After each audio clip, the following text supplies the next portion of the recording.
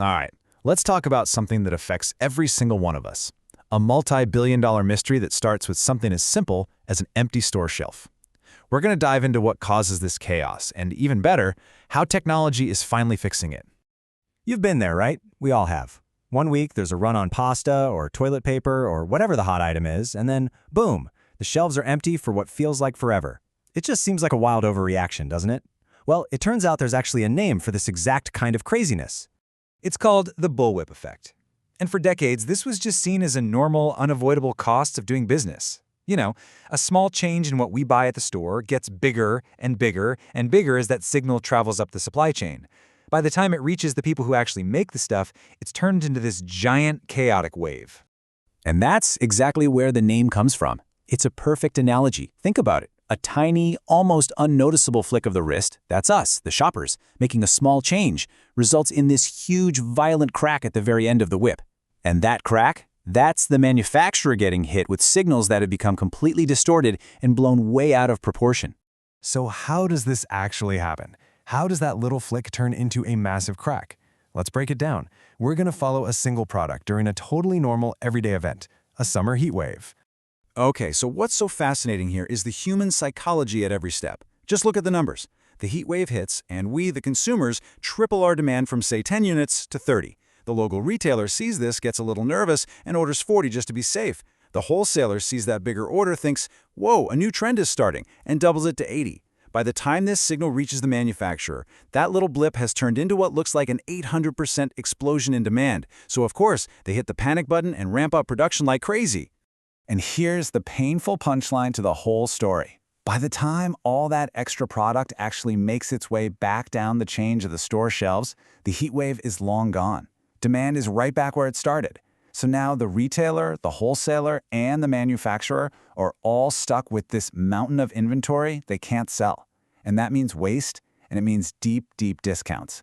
Now, this whole mess isn't caused by just one thing. It's really a combination of 4 key behaviors that just feed on each other.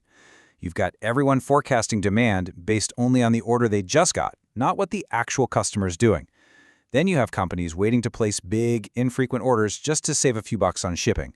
You've got sales and promotions creating these fake spikes in demand. And then, when stock gets low, everyone starts gaming the system, ordering way more than they need, just hoping to get a piece of the pie. But here's the thing. All those behaviors, they're really just symptoms. They aren't the root cause of the problem. The real villain in this whole story is something much more basic, a delay, a lag in information. And this is just the perfect way to think about it. For decades, the entire global supply chain has been trying to navigate the future by only looking at the past. By the time a manufacturer sees a signal from a retail shelf, that signal could be a week old. And as we all know, you just can't drive forward safely if you're only looking in the rearview mirror. So let me show you the difference. The old way was all about slow, batch processing. Sales data from today might get bundled up and sent to the next person in the chain tomorrow, or maybe next week.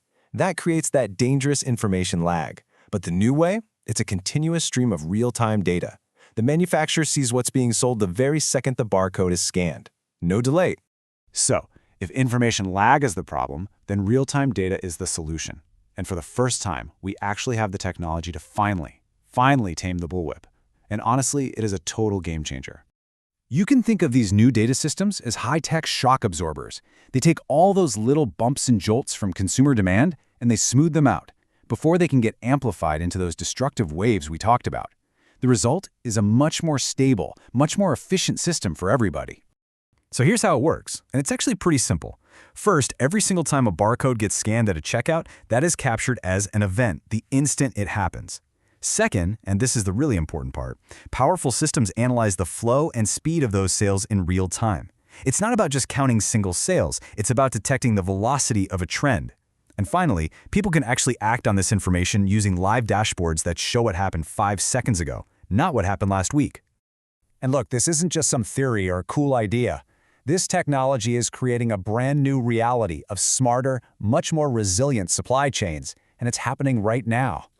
Yeah, this shift is happening really, really fast. A recent outlook showed that 50% of all major supply chain organizations are already investing heavily in AI and advanced analytics to make this happen. And the future is even more incredible. We're moving toward AI that can actually analyze these real-time data streams and predict a disruption before it happens by connecting it to things like weather patterns or social media trends. Companies are also building what they call digital twins. These are perfect virtual copies of their entire supply network. They can use these to run simulations to safely test how they'd respond to a crisis, like a major port shutting down, without any of the real-world risk. This all leaves us with a really fascinating final thought. For 100 years, we've just been reacting to the bullwhip effect after the fact, but what does our world look like when we can finally predict it and maybe even prevent it from ever happening at all? The implications are just massive, and it promises a more stable, less wasteful global economy for all of us.